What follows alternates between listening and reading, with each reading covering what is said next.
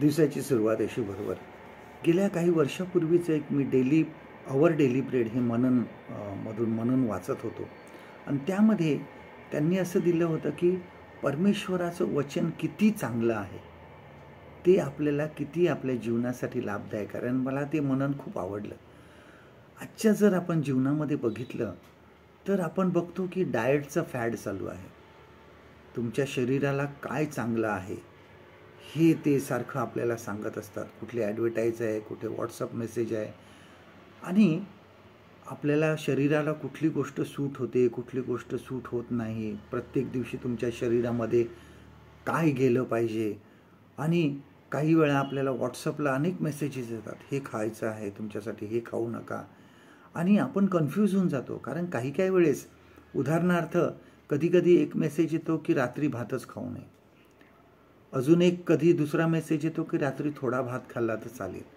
आणि अशा वेळेस आपण एकदम संभ्रमात पडतो, आपण कन्फ्यूज होऊन जातो की आपल्या शरीरासाठी नक्की काय चांगलं आहे.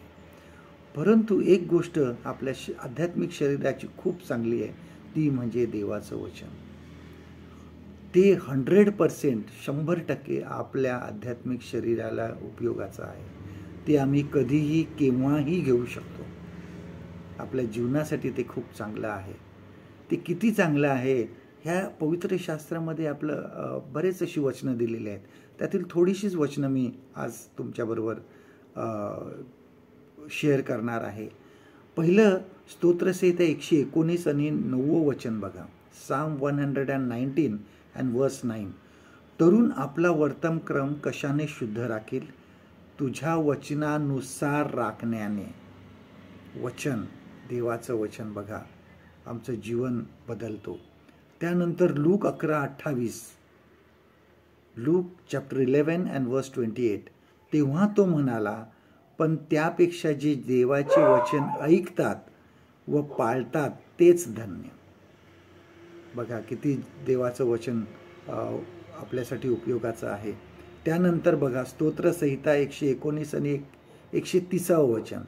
Psalm 119 and verse 130. तुझ्या वचनांचे उलगडण्याने प्रकाश प्राप्त होतो, त्याने भोळ्यांना ज्ञान प्राप्त होते. बघा, वचनाने आमच्या जीवनामध्ये प्रकाश येतो आणि ज्ञान प्राप्त होतं. आमच्या जीवनासाठी किती चांगलं आहे हे. जग आपल्याला अनेक पर्याय देतं, पण देवाचं वचन आपल्याला मार्ग दाखवतं. ते आपल्या जीवनासाठी नेहमीच चांगलं आहे. देवाचे वचन म्हणजे आपल्या जीवनाचा पाया आहे. आजचं देवाचं वचन आपल्यासाठी हे आहे. स्तोत्रसंहिता 119 आणि 103 वचन. Psalm 119 and verse 103. तुझी वचने माझ्या जिभेला किती मधुर लागतात, माझ्या तोंडाला ती मधापेक्षा गोड लागतात. परमेश्वर करो आजचा दिवस तुमचा आशीर्वादित करो.